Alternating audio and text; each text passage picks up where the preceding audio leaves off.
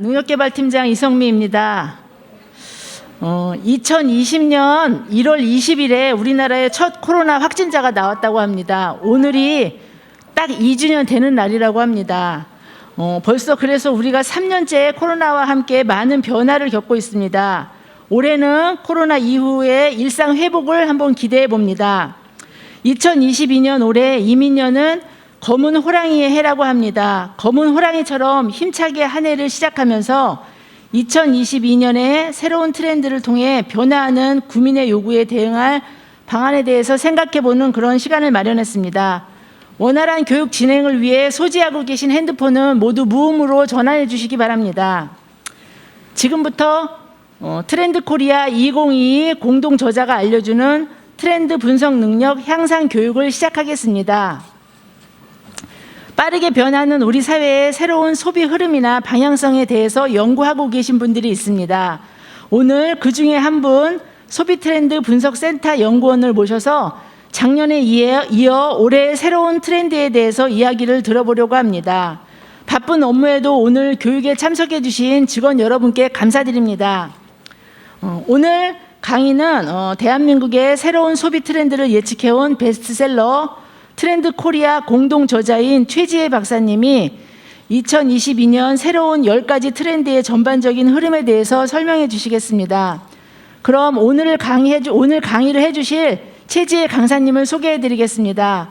최지혜 강사님은 서울대학교 소비자학과 석박사 과정을 전공하시고 현재 서울대학교 소비트렌드 분석센터 연구원으로 재직 중으로 2014년부터 9년째 트렌드 코리아를 공동 집필하고 계십니다.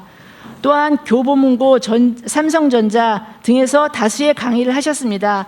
오늘 강의를 해주실 최지혜 강사님을 뜨거운 박수로 맞아주시기 바랍니다.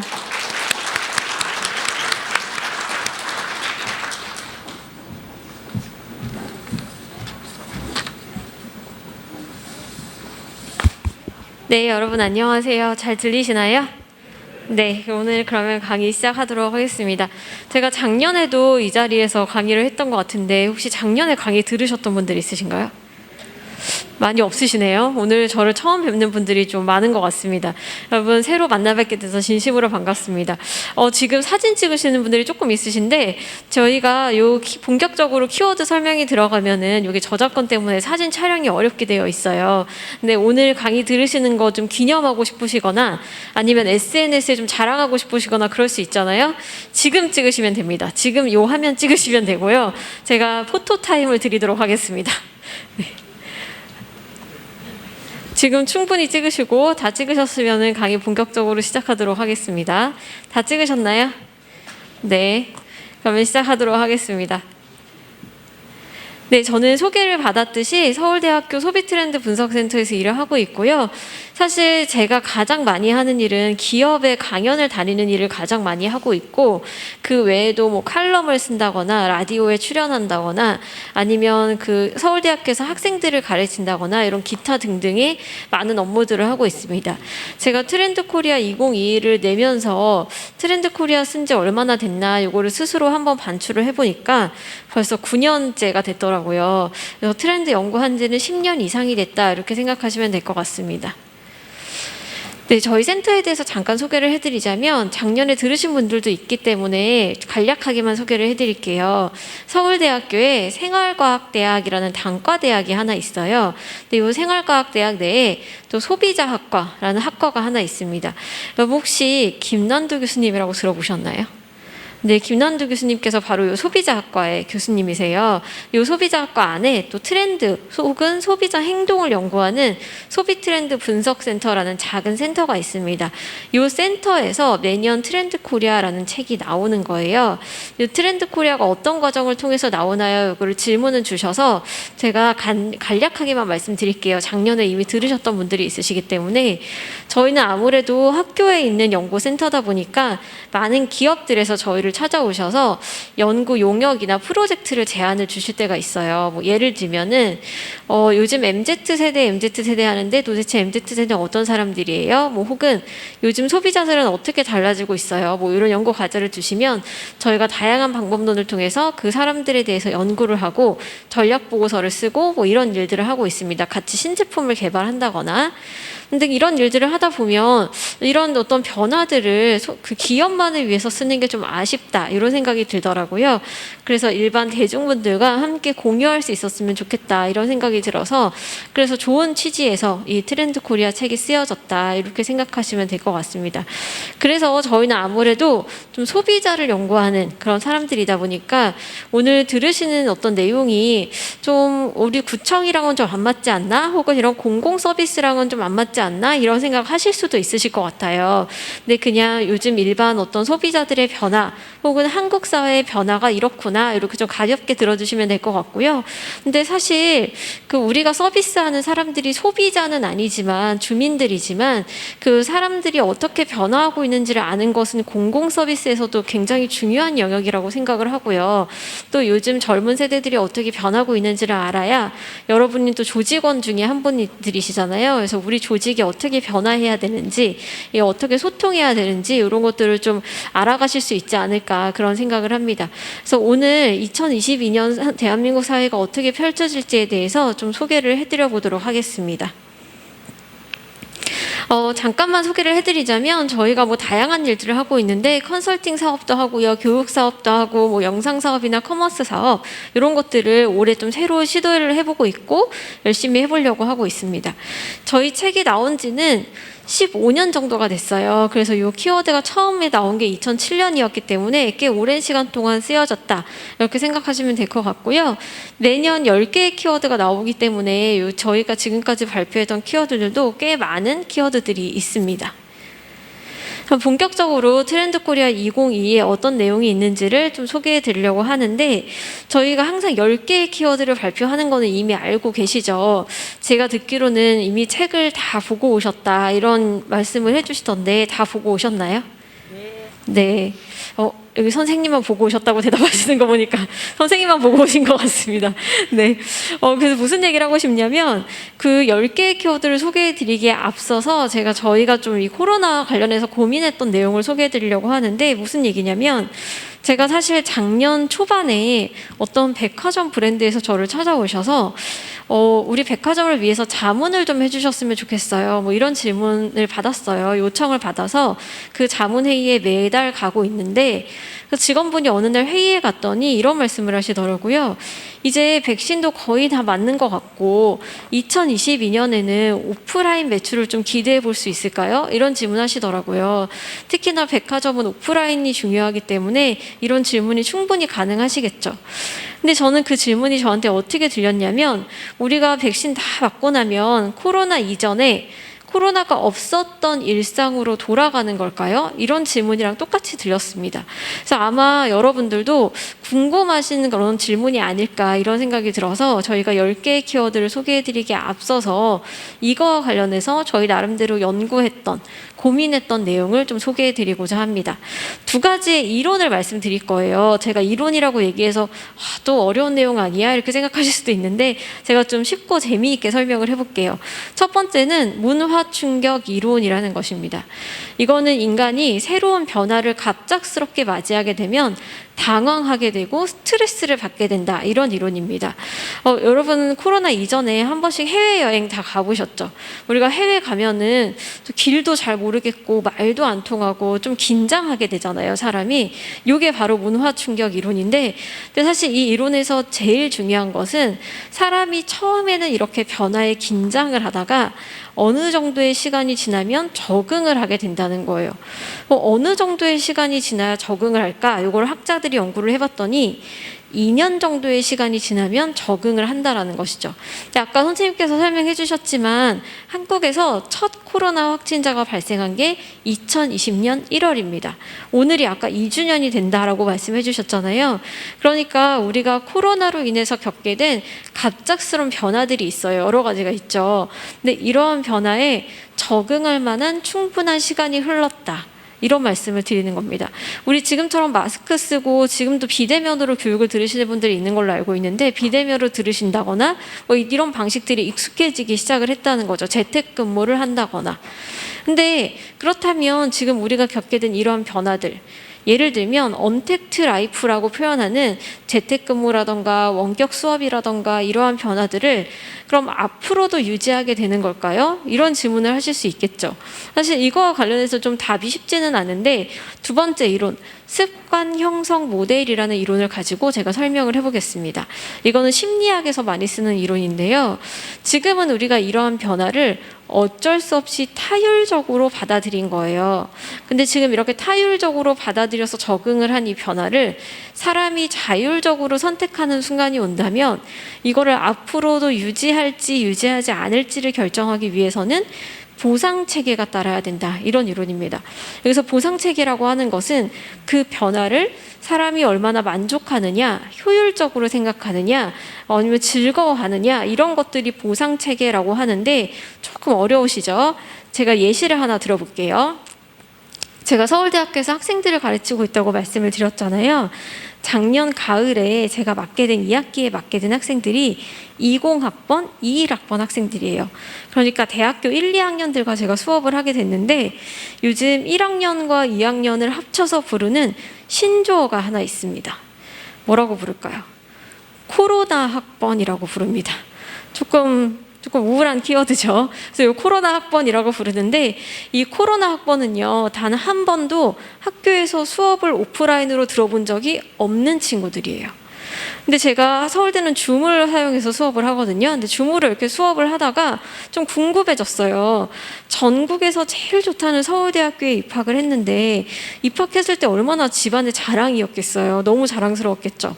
근데 이렇게 좋은 학교에 입학을 했는데 학교에 한 번도 못 와보고 오프라인 수업을 못 들어봤으니까 좀 슬프지 않을까? 이런 생각이 들어서 너네 오프라인으로 수업하고 싶지 않니? 이렇게 물어봤습니다. 학생들이 뭐라고 얘기했을까요? 생각보다 온라인으로 수업하는 거에 대한 선호도가 높았어요. 특히 저는 지난 학기에 평일 오전 수업을 했었는데 9시 수업을 했었는데 제가 만약에 다음 주에라도 당장 오프라인 수업할 테니까 학교로 등교해라 라고 했다면 학생들이 100% 다 지각했을 거예요. 근데 줌으로 수업을 하면요, 한 명도 지각 안 합니다. 수업을 듣든 안 듣든 간에 어쨌든 눈 비비고 일어나서 접속을 하기는 한다. 이런 말씀을 드리는 거예요. 그런데 그래서 학생들은 제가 오프라인 수업을 한다고 할까봐 굉장히 떨고 있는 그런 분위기였어요. 근데 흥미로운 것은 뭐였냐면 서울대에서 지난 학기에 굉장히 흥미로운 얘기가 있었는데 이건 책에도 없는 내용입니다. 그 학교에도 교수님이랑 학생들만 있는 게 아니고 행정 업무를 하시는 직원분들이 있으시잖아요. 근데 이 행정 업무 하시는 부서에서 교수님이나 강사들한테 매주 메일을 보내면서 우리 이제 곧 오프라인 수업 할 거예요. 이제 코로나가 잠깐 괜찮아졌을 때 오프라인 수업 하려고 이러이러한 준비하고 있어요. 이런 메일을 계속 자주 보내시는 거예요. 그래서 왜 이런 메일을, 우리는 지금 온라인으로 수업하는데 불편함이 없는데 왜 이런 메일을 이렇게 자주 보내실까? 제가 한번 가설을 세워봤습니다. 서울대학교는요, 나이가 지긋하신 교수님들이 꽤 많은 편이거든요. 근데 이 나이가 지긋하신 교수님들은 학생들을 눈앞에 두고 수업을 안 하는 현 상황이 너무 불편하신 거예요. 어떤 느낌인지 아시겠죠? 그래서 학교에 왜 우리는 오프라인 수업 안 하냐? 초중고는 등교하는데 왜 우리 애들은 등교 못하게 하냐? 이런 좀 의견을 계속 내고 계신 게 아니셨을까? 이런 생각을 제가 해봤다는 거죠. 그래서 흥미로운 것은 언제 교수님이 오프라인 수업을 할까 떨고 있는 학생들과 언제 오프라인 수업을 할 거냐라고 외치는 교수님들 사이에서 보이지 않는 전선이 형성되면서 학교의 긴장 상태가 유지가 되더라, 이런 말씀을 드리는 거예요. 그래서 제가 무슨 얘기를 하고 싶은지 아시겠죠? 또 재밌는 사례가 하나 더 있습니다. 제가 얼마 전에는 큰 기업에 다니는 부장님이랑 같이 밥을 먹었는데 그 부장님이 굉장히 재밌는 얘기 하시더라고요. 그 회사는 현재 100% 재택근무를 하고 있는 회사예요. 그러니까 회사에 나와서 일을 하는 게 의무는 아니다, 이런 말씀을 드리는 겁니다. 근데 부장님 말씀에 따르면 회사에 나와서 일을 하는 사람이 딱 두 집단이 있다고 합니다. 첫 번째 집단, 요거 제가 맞췄습니다. 누가 회사에 나올까요? 임원진 분들이 나오신대요. 그래서 책상에 직원들이 안 앉아 있으니까 되게 우울해 하신다고 하시더라고요. 이러다 우리 회사 망하는 거 아니야? 막 이런 생각을 하신대요. 두 번째 집단은 저는 예상도 못했습니다. 두 번째는 30대 싱글 남자 직장인들이 출근을 한다고 합니다. 그래서 부장님이랑 저랑 둘이 앉아서 밥을 먹으면서 이 사람들은 도대체 왜 출근을 하는 걸까? 이거를 좀 가설을 세워봤는데, 일단 싱글은요, 원룸이나 오피스텔을 사시는 경우가 많죠. 그러니까 하루 종일 집에서 재택근무를 하는 게 좀 답답하지 않으셨을까? 이런 생각을 해봤고요. 두 번째로 남성분들은 혼자서 밥 챙겨 먹는 거를 좀 귀찮아 하시는 경우가 많아요. 근데 회사에 나오면 아침 주죠, 점심 주죠, 저녁 주죠, 간식까지 줍니다. 그러니까 차라리 회사에 나와서 일하는 게 낫다, 이렇게 생각한 게 아니었을까, 이런 가설을 세워봤다는 거죠. 근데 제가 무슨 얘기를 하고 싶은지 아시겠죠? 우리가 지금 이렇게 원격 수업을 하고 재택근무를 하고 이러한 변화들이 앞으로 유지하고 싶은 사람이 있는 반면에 유지하고 싶지 않고 과거로 돌아가고 싶어하는 사람도 있다. 이거는 코로나의 종식과 상관이 없는 문제다. 이런 말씀을 드리는 거예요. 특히 제가 아까 10년 이상 트렌드 연구를 했다고 말씀을 드렸는데, 10년 이상 연구를 하면서 제가 느낀 게 하나 있다면, 트렌드를 분석한다라고 했을 때는 정말 많은 요인들이 영향을 미칩니다. 정치, 경제, 사회, 문화 모든 요인들이 영향을 미쳐요. 그러니까 코로나라고 하는 질병은 이 많은 요인 중에서 단 하나의 요인에 불과하다, 이런 말씀을 드리는 거예요. 물론 코로나가 우리 삶에 미친 영향력이 크지만 너무 코로나라는 프레임에만 갇힌다면 2022년을 맞이하면서 제대로 된 변화를 파악하기가 어려울 수도 있다, 이런 말씀을 드리는 겁니다. 그래서 우리는 코로나가 종식이 된다 하더라도요, 코로나가 없었던 그 이전으로 돌아가지 않을 겁니다. 그리고 코로나가 종식이 된다 하더라도 그 지금의 이 변화를 앞으로 유지하지도 않을 거예요. 그러니까 우리는 과거로 돌아가지도 않고 지금을 유지하지도 않을 거라는 거죠. 2022년에는 제3의 변화가 나타날 것이다, 이런 말씀을 드리는 겁니다. 그렇다면 그 제3의 변화가 뭔지 지금부터 살펴볼 건데요. 이 제3의 변화에 어떻게 대응을 하느냐에 따라서 호랑이로 웅비하느냐, 고양이에 그치느냐가 결정이 될 수 있다, 이런 의미에서 저희가 타이거 월 캣으로 이름을 붙여봤습니다. 그러면 여기 노원구청 그 임직원분들, 직원 여러분들이 모두 다 이 노원구가 호랑이로 웅비하는 그런 한 해가 되기를 바라면서 지금부터 10개의 키워드를 좀 살펴보도록 하겠습니다. 첫 번째 키워드는요, 나노사회라는 키워드입니다. 이거는 사회가 말 그대로 나노화되고 있다, 그러니까 작아지고 쪼개지고 있다, 이런 의미고요. 파편화되고 개인화되는 그런 현상을 일컫는 말입니다. 여러분, 작년 한 해에 한국의 그 대중문화를 수놓았던 아티스트 2명을 꼽아봐라 라고 한다면 우리 직원분들께서는 어떤 아티스트를 꼽고 싶으신가요? 지금 여기 장표에 힌트가 있습니다. 아까 선생님께서 강사가 아무것도 안 시킬 거다라고 하셨는데 질문이 너무 많죠, 여러분? 네. 첫 번째는 BTS를 꼽을 수 있을 것 같고요. 한 명을 더 꼽아봐라 라고 한다면 임영웅 씨를 저는 꼽을 수 있을 것 같아요. 근데 제가 이런 질문을 던져볼게요. BTS의 팬클럽을 아미라고 하고 임영웅 씨의 팬클럽을 영웅시대라고 하는데요. 아미 중에서 임영웅 씨의 노래를 외울 수 있는 분은 몇 분이나 계실까요? 혹은 영웅시대 중에서 BTS의 멤버들의 얼굴을 외울 수 있는 분은 몇 분이나 계실까요? 제가 무슨 얘기하고 싶은 거냐면, 물론 저는 BTS도 좋아하고요, 임영웅 씨도 좋아해요, 이런 분들이 분명히 계실 거예요. 근데 제가 그런 얘기를 하고 싶은 게 아니고, 아주 예전에 서태지라는 아티스트가 있었어요. 여러분 기억나시나요? 요즘 친구들은 서태지를 교과서에서 배운다고 해서 제가 좀 자신이 없는데 여러분 다 기억나시죠? 이 서태지라는 아티스트는요, 그 당시에 그 대중문화의 아이콘으로 등장을 했을 때를 떠올려 보면 서태지라는 사람을 좋아하든 좋아하지 않든 간에 유치원생부터 70대, 80대의 소비자분들까지 아, 요즘 서태지라는 사람이 있구나, 서태지의 난 알아요라는 노래를 사람들이 좋아하는구나, 이 정도는 우리가 나이에 상관없이 다 알고 있었다는 것이죠. 근데 이제 이렇게 나이를 넘나들어서 우리가 이야기할 수 있는 인물이라던가 이야기거리라던가 소재가 사라지고 있다, 이런 말씀을 드리는 겁니다. 어떤 느낌인지 아시겠죠? TV 프로그램도 마찬가지인데요. 요즘 사실 TV 보시는 분들 거의 없으시죠? 저는 어렸을 때 부모님이랑 같이 온 가족이 거실에 둘러앉아서 큰 TV 화면으로 전원일기 같은 프로그램 봤던 기억이 나거든요. 여러분들 전원일기 보셨나요? 저만 봤던 세대인가요? 네. 저는 이런 거 봤던 기억이 나는데 요즘에 사실 이렇게 온 가족이 둘러앉아서 하나의 TV 프로그램을 보는 시대가 아니죠. 특히 요즘 어떤 OTT 서비스를 보느냐에 따라서 보고 있는 프로그램이 달라지고 있는데, 예를 들면 얼마 전에 큰 인기가 있었던 오징어 게임이라는 드라마 혹시 보셨나요, 여러분? 오징어 게임 봤다라고 지금 고개 끄덕끄덕 하고 계시는 분들은 넷플릭스에 돈 내고 계신 분들이신 거예요. 무슨 얘기냐면 오징어 게임이 이렇게 전 세계적으로 난리임에도 불구하고 넷플릭스를, 요거는 지상파에서 방송하는 드라마가 아니잖아요. 그러니까 넷플릭스를 보고 있지 않으신 분들은 오징어 게임이 뭔지 존재조차 모를 수 있다, 이런 말씀을 드리는 겁니다. 여러분, 요즘 넷플릭스에서 핫한 컨텐츠가 또 하나 있죠. 혹시 솔로지옥 보셨나요? 솔로지옥? 솔로지옥 봤다라고 하시는 분들도 넷플릭스에 돈 내고 계신 분들인 거예요. 솔로지옥에서 굉장히 유명해진, 연예인처럼 유명해진 인플루언서가 하나 있어요. 최근에 논란이 있기는 하지만 그 프리지아라고. 근데 제가 여러분한테 지금 프리지아 아세요? 라고 하면 분명히 이런 얘기 하시는 분들이 있으실 거예요.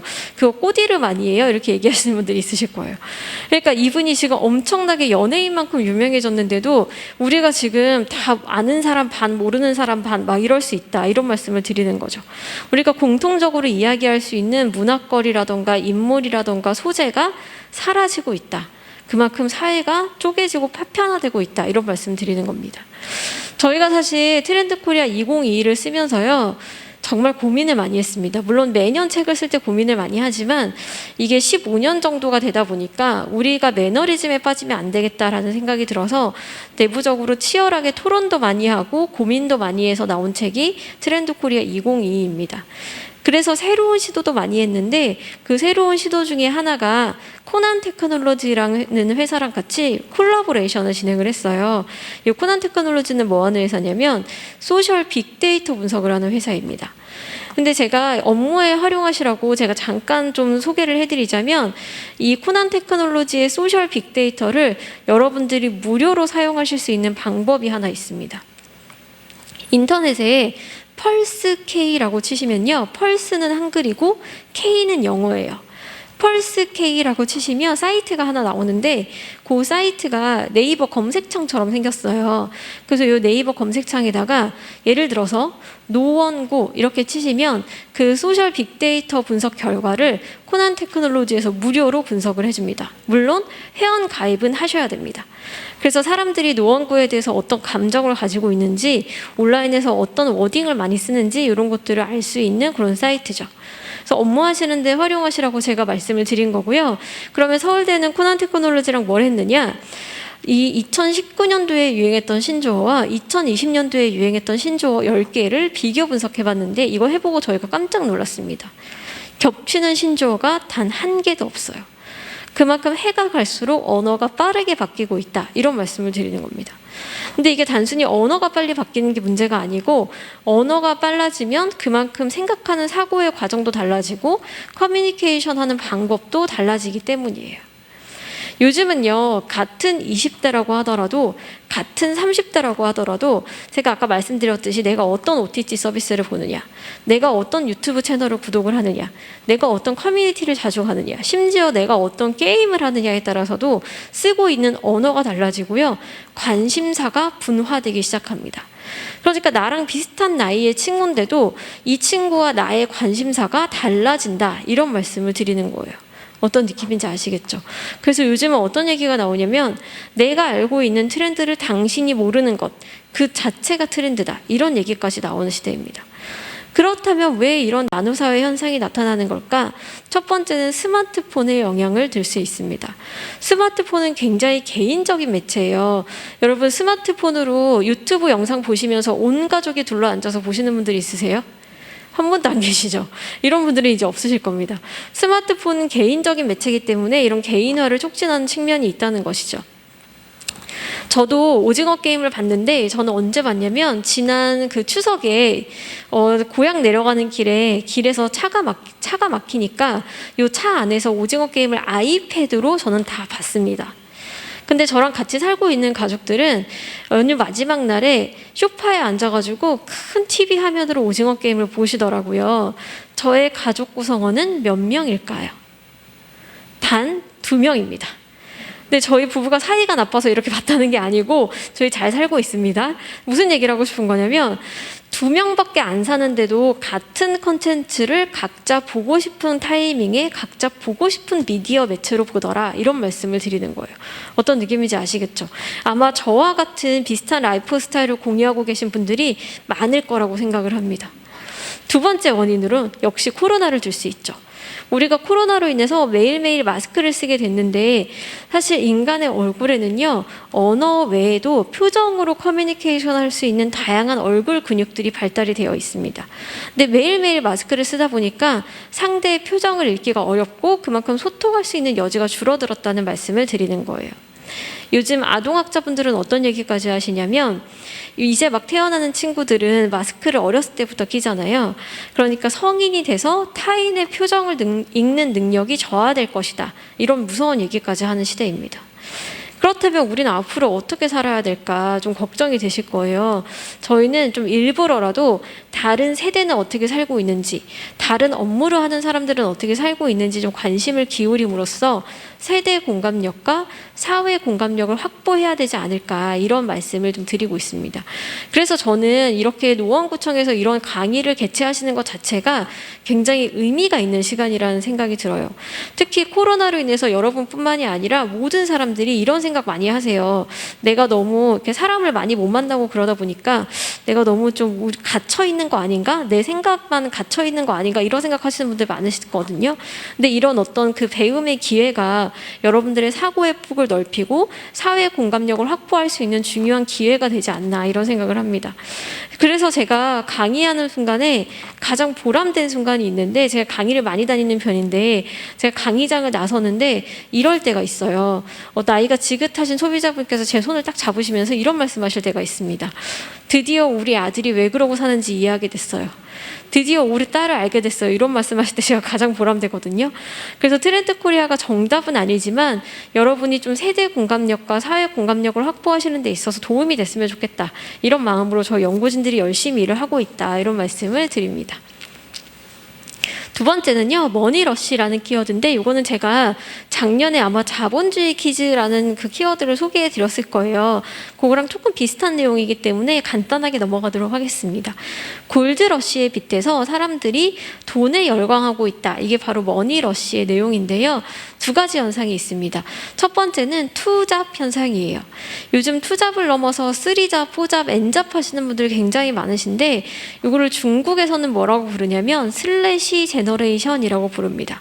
그래서 이름 옆에 이렇게 슬래시를 쳐가면서 내 직업을 확장해 나가는 사람들을 슬래시 제너레이션이라고 부르는데, 예를 들면 저 같은 경우는 강의를 많이 다니니까 강사라는 직업이 있겠죠. 슬래시하고 학생들을 저를 교수라고 불러주니까 교수라는 직업이 있을 거예요. 슬래시하고 저는 책을 쓰니까 작가, 슬래시 칼럼니스트, 이렇게 확장해 나가는 사람들이 증가하고 있다는 겁니다. 요즘 MZ세대들이 어떻게 돈을 버냐면요, 퇴근할 때 집으로 바로 가지 않고요, 쿠팡 물류센터에 들린답니다. 그래서 우리 집 주소지 주변에 있는 택배를 10개에서 20개 정도 가지고 온 다음에 그거를 운동 삼아서 배달한 다음에 퇴근을 한다는 거죠. 이렇게 열심히 일을 하고 직업을 여러 개 가지면서 그 다음에 돈을 모으면 뭘 할까요? 두 번째로 투자를 하죠. 그래서 요즘 투자하는 것도 굉장히 다양한데, 예를 들면 음악 저작권에 투자하는 뮤직하우라는 플랫폼이 요즘 인기예요. 근데 이 뮤직하우에서 작년에 역주행에 성공했던 브레이브걸스의 롤린이라는 노래 아시죠? 이 노래는 수익률이 4,000%가 넘었다고 합니다. 말도 안 되는 수익률이죠. 그래서 이런 어떤 플랫폼들이 인기가 있고요. 그림에 투자하는 사람도 많은데, 그림을 통째로 사면 너무 비싸니까 이거를 쪼개서 지분으로 투자를 합니다. 그래서 나는 이 그림의 5%만 사겠어, 10%만 사겠어, 이렇게 소액으로 투자할 수 있는 투자 상품들이 요즘 굉장히 많이 나오고 있습니다. 그렇다면 왜 이런 돈에 열중하는 머니러쉬의 현상이 나타나는 걸까? 우선은요, MZ세대가 갖고 싶은 게 너무 많아요. 특히 MZ세대는 어렸을 때부터 물질적으로 풍요로운 환경에서 자랐기 때문에 기본적으로 안목이 높습니다. 아무거나 사고 싶어 하지 않는다는 거예요. 그래서 요즘 프리미엄 시장이 성장한다, 뭐 럭셔리 소비가 성장한다 이런 얘기 많이 들어보셨을 텐데 그 이면에는 이렇게 안목이 높아진 MZ세대가 자리하고 있다 이런 말씀을 드리는 겁니다. 두 번째로는 역시 SNS에 영향을 줄 수 있겠죠. SNS에 서로의 라이프 스타일을 계속 보면서 비교하게 되기 때문에 이 비교하는 과정에서 삶의 기준이 상향 평준화되고 있다 이런 말씀을 드리는 거예요. 그거를 오리 신드롬이라고도 부르는데 수면 밑에서는 열심히 발길질을 하면서 수면 위에서는 우아한 나의 라이프 스타일을 보여주고 싶어 한다. 그래서 오리 신드롬이라고 부릅니다. 그러면 우리는 이런 어떤 머니러시 사회에서 앞으로 어떤 세상을 살아가게 될까? 이제 우리 개인이요. 제가 아까 2잡, 3잡에서 말씀을 드렸듯이 우리 개인이 하나의 직업만 갖고 사는 시대가 아니다라는 말씀을 드리는 거예요. 기업에서는 이런 얘기를 많이 해요. 수익 모델을 다각화한다. 비즈니스 모델을 다각화한다 이런 얘기 많이 하거든요. 마치 우리가 하나의 기업이 돼서 기업가 정신을 발휘해서 이 수익 모델을 다각화하는 세상에 살게 될 것이다 이런 말씀을 드리는 거예요. 그래서 요즘 어떤 얘기를 하냐면 수익의 멀티 파이프 라인을 만든다 이런 얘기를 많이 하고요. 내가 자고 있는 동안에도 내 돈이 돈을 벌게 해야 된다. 뭐 이런 얘기 많이 합니다. 그래서 우리가 앞으로도 이렇게 기업가 정신을 가지고 수익의 멀티 파이프 라인을 만들게 되지 않을까 이런 생각을 합니다. 세 번째는 득템력이라는 키워드인데요. 득템력은 한국의 과시 시장이 바뀌고 있다. 이런 키워드입니다. 이게 화면이 꺼졌네요. 네. 과시 전략이 바뀌고 있다는 키워드인데 여러분 과시 소비하면은 가장 많이 생각나는 게 어떤 거 생각나세요? 명품백 생각 많이 나시죠? 근데 이렇게 물건으로 과시를 하게 된 역사는 생각보다 길지가 않습니다. 이게 무슨 얘기냐면 과거에 우리가 신문제가 있었고 귀족이 있었던 시대에는요 이렇게 물건으로 과시를 하지 않았어요. 그럼 그때는 뭘로 과시를 했느냐? 내가 쓰는 언어라던가 말투 이런 걸로 과시를 했죠. 그래서 예를 들면은 나는 한자어를 구사할 수 있는 사람이야. 나는 뭐 프랑스어를 쓸 수 있는 사람이야. 나는 말을 타고 다녀. 나는 펜싱을 할 수 있어. 이런 것 자체가 내가 고귀한 신분이라는 것을 나타내는 표식이 됐다는 거예요. 그래서 그거를 교과서적으로 뭐라고 부르냐면 눈에 보이지 않는 잉크 전략이다. 이렇게 부릅니다. 내가 보이지 않는 잉크로 내 신분을 나타냈다는 거죠. 그런데 신분제 사회가 없어지고 도시화가 진전이 되기 시작을 하면서 산업화 시대가 도래하기 시작을 하면서 이제 눈에 보이는 잉크가 중요해졌습니다. 무슨 얘기냐면 지불 능력을 과시하기 시작했어요.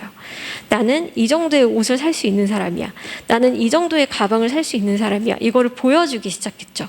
왜냐하면 도시화가 진전이 되면서 상대방은 내가 어떤 신분인지를 모르는 거예요. 그 사람은 다른 도시에서 왔기 때문에. 그래서 그때부터 사실 브랜드가 중요해지기 시작했습니다. 내가 이 정도 옷을 입을 수 있는 사람이다. 요거를 보여주는 게 중요해지기 시작했는데 그래서 그거를 눈에 보이는 잉크 전략이다. 이렇게 부릅니다. 그러면 득템력은 뭐냐면 지불 능력이 아니고 다른 사람이 갖기 어려운 것을 내가 가졌다. 이게 과시의 전략이 된다는 거예요. 특히 득템력에서 저희가 얘기하고자 했던 것은 가격이 저렴한데도 상대적으로 저렴한데도 갖기 쉽지 않은 갖기가 어려운 시장이 등장하고 있다는 것입니다. 가격이 높지 않은데 내가 왜 사기가 어려울까요? 수량을 한정하기 때문이죠. 그래서 결국 한정판 시장에 대한 이야기를 하고 싶은 건데 이거 가장 잘하는 브랜드가 이미 잘 알고 계시겠지만 나이키예요. 나이키에서는 운동화를 예를 들면은 한정판 운동화를 딱 10개만 만드는 거예요. 예를 들어서. 그러면 이 10명을 누가 살지 뽑아야 되겠죠. 그럼 어떻게 뽑냐면 래플 마케팅이라고 해서 복권 추첨을 합니다. 사람들한테 이게 번호표를 나눠주고서 지금 여기 제가 나눠드리고 10명을 무작위로 뽑는 거예요. 그러면 제가 그 10명 안에 들었어요. 그러면 요 나이키에서 어떻게 얘기를 하냐면 이렇게까지 얘기를 합니다. 더 나아가서 당신이 우리 브랜드를 평소에 얼마나 좋아했는지를 증명해 보세요. 이렇게까지 얘기합니다. 그러면 우리 어떻게 증명해야 될까요? 지금까지 제가 나이키에서 샀던 제품들을 다 모아서 그걸 머리끝부터 발끝까지 풀 착장을 한 다음에 나이키한테 이렇게 얘기하는 거예요. 제가 평소에 이렇게 나이키를 좋아해 왔어요. 제발 저를 그 10명 안에 뽑아주세요. 막 애원을 하는 거죠. 그러면 제가 예를 들어 애원을 해가지고 10명 안에 들었어요. 그러면 저는 그 나이키 운동화를 쉽게 살 수 있을까요? 그렇지 않습니다. 나이키에서 이렇게 얘기해요. 몇 월, 며칠, 몇 시부터 몇 시까지 어떤 매장에서만 팔 테니까 여기 와서 사가세요. 이렇게 얘기합니다. 그러면 저는 연차 쓰고 월차 쓰고 운동화 사러 가야 되겠죠. 지금까지 들으시면은 이런 생각하실 거예요. 아니 운동화 하나 사는데 뭐 그렇게까지 해야 돼? 너무 심한 거 아니야? 이런 생각하실 거예요. 맞습니다. 요거를 헝거 마케팅이라고 불러요. 소비자를 배고프게 한다라고 해서 헝거 마케팅이라고 부르는데, 이런 헝거 마케팅이 소비자 입장에서 바람직한 마케팅은 아니죠.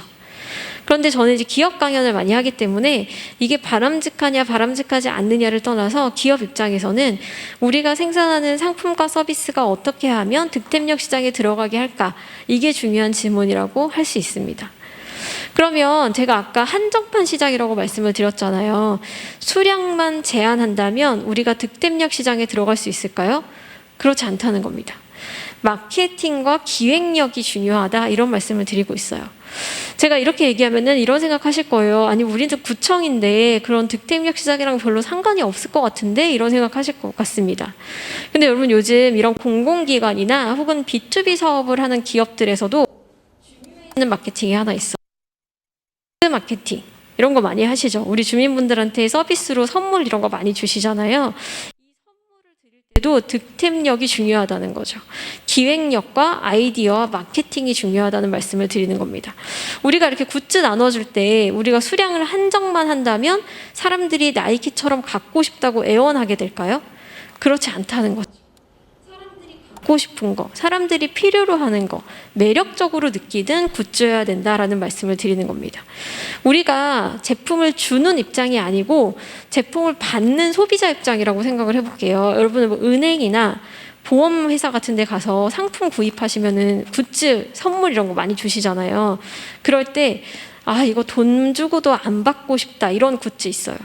어떨 때 그러냐면 상품 로고가 대문짝만하게 박혀져 있는 수건, 아니면 뭐 텀블러 이런 거, 나 이거 안 받고 싶다, 이런 생각 하시죠. 그러니까 우리가 주민을 위해서 이런 굿즈를 만들 때 그 주민분들이 필요로 하는 아이템이 뭔가, 매력적으로 생각하는 디자인이 뭔가, 이런 것들을 고려하셔야 된다라는 말씀을 드리는 겁니다. 이거 가장 잘하는 브랜드가 저는 스타벅스라고 생각을 하는데요. 스타벅스에서 굿즈 만들 때 아무렇게나 만드는 게 아니에요. 특히 아이템 선정할 때 소비자들의 트렌드나 라이프 스타일을 굉장히 조사를 철저하게 합니다. 그래서 예를 들면 소비자들의 라이프 스타일을 쭉 추적을 한 다음에 아, 이제 좀 캠핑이 조금 1, 2년 사이에 뜰 것 같다라는 판단이 들면 그때부터 캠핑 아이템을 굿즈로 내기 시작을 한다는 거예요. 그래서 우리가 이런 공공기관에서도 이런 어떤 선물이나 굿즈나 이런 거를 생산하실 때 그냥 아무렇게나 만드는 게 아니고 소비자들이 지금 필요로 하는 아이템은 뭔가, 지금 사람들이 매력적으로 생각하는 디자인은 뭔가, 이런 거에 대한 고민이 있어야 된다.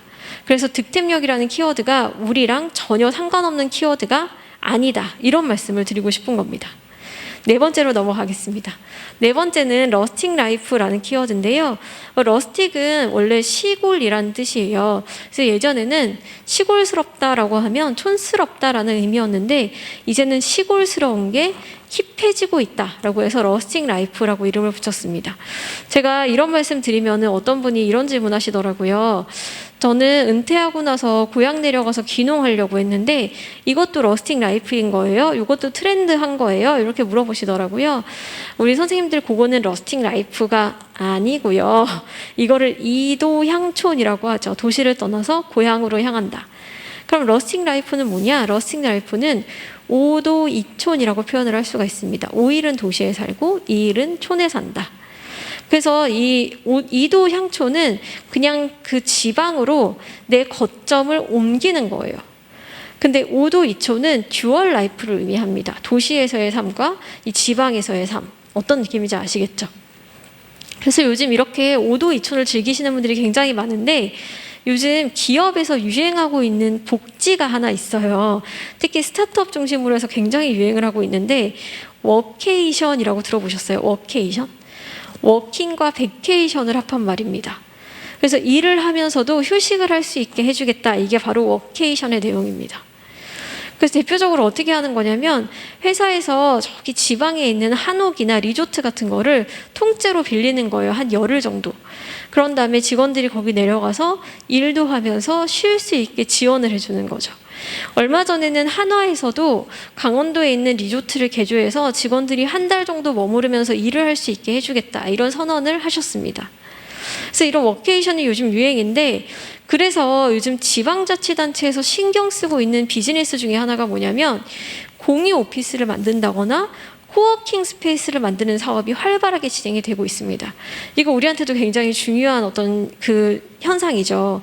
그래서 왜 이런 걸 하냐면 직장인들이 원격 근무가 확산이 되면서 워낙 돌아다니면서 일을 많이 하기 때문에 우리 지역에 와서 일을 하세요, 이런 메시지를 전하고 있는 거예요.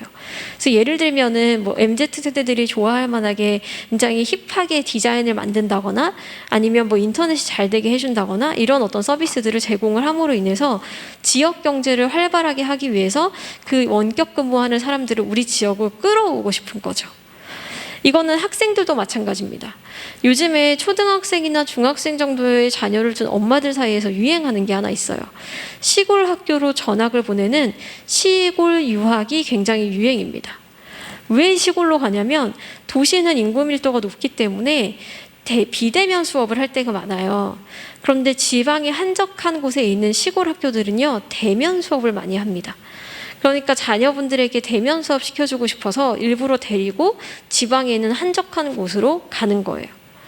그래서 요즘 또 지방자치단체에서 활발한 사업 중에 하나가 지방에 빈집이 많잖아요. 근데 이런 빈집을 개조해서 엄마랑 아이들이 와서 쉴 수 있게 해주는 사업이 또 활발하고요. 서울에 있는 교육청과 지방에 있는 교육청이 자매 결연을 맺어서 한 학기나 뭐 1년 단위로 학생들을 교류할 수 있게 해주는 프로그램이 활발하게 진행이 되고 있다고 합니다. 세 번째로 유행하는 것은 농막입니다. 농막 들어보신 분들 있으실 거예요. 농막은 농사 질 때 농기구 같은 거를 보관하기 위해서 6평 정도 짓는 작은 집을 농막이라고 하거든요. 근데 요즘 이 농막을 별장처럼 쓰시는 분들이 굉장히 많아지고 있어요. 그래서 농막 만드신 업체가 요즘 호황이라고 하시더라고요. 제가 아는 지인분은 농막 주문했더니 8개월 기다리셔야 돼요, 이런 말을 들었다고 합니다.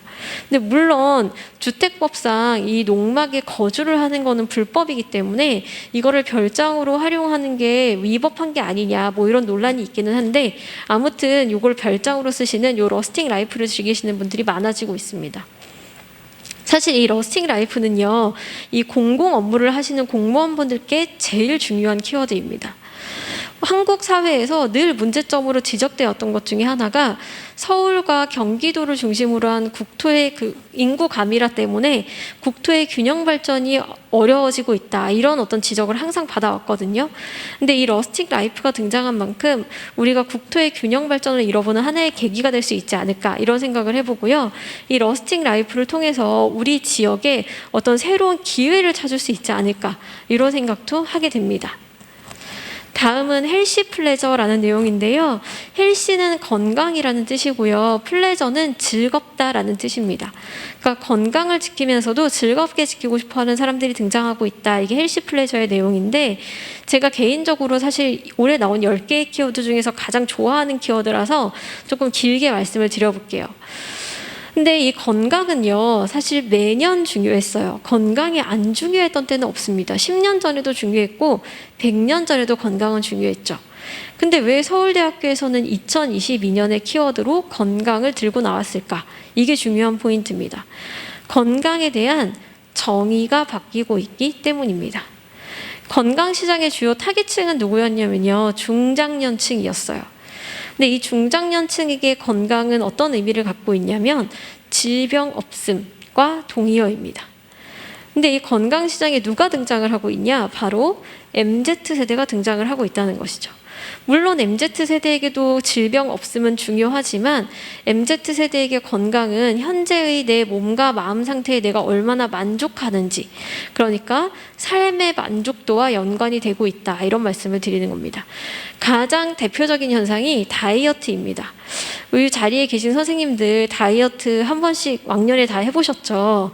우리는 다이어트를 어떻게 했었냐면 뭐 황제 다이어트 이런 거 기억나세요? 한 달 내내 고기만 먹는 거?